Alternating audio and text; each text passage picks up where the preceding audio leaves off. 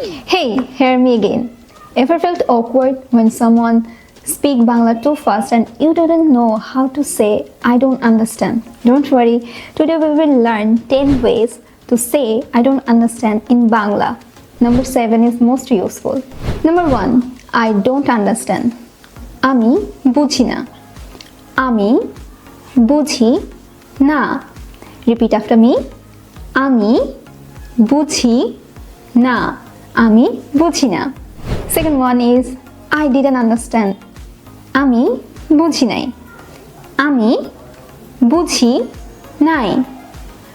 Ami বুঝি নাই. Ami বুঝি নাই.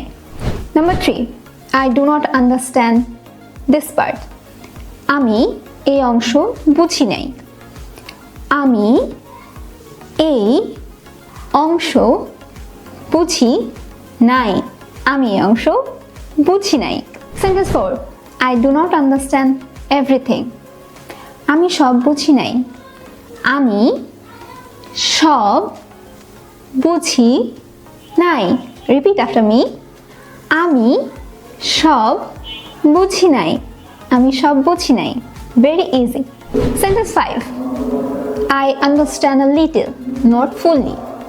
It means আমি একটু বুঝি, পুরোটা না. Repeat after me.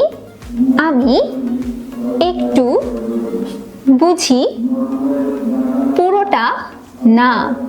আমি একটু বুঝি, পুরোটা না. Sentence 6, I do not understand clearly. আমি ক্লিয়ার ভাবে বুঝি না. Repeat after me. আমি ক্লিয়ার ভাবে বুঝি না. আমি ক্লিয়ার ভাবে বুঝি না. আমি ক্লিয়ার ভাবে বুঝি না. Very simple. Number 7, I am not understanding. আমি বুঝতে পারছি না. I told you number 7 is important. So, আমি বুঝতে পারছি না. Repeat after me. আমি বুঝতে পারছি না. আমি বুঝতে পারছি না. Sentence number 8, I did not understand what you said. It means আমি বুঝি নাই আপনি যা বলছেন. Repeat after me. আমি বুঝি নাই আপনি যা বলছেন. আমি বুঝি নাই আপনি যা বলছেন.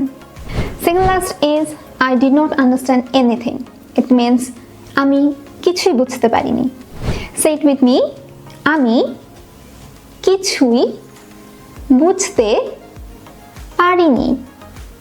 আমি কিছুই বুঝতে পারিনি. Last sentence is I'm having difficulty understanding. It means আমার বুঝতে অসুবিধা হচ্ছে. Repeat after me. আমার বুঝতে অসুবিধা হচ্ছে.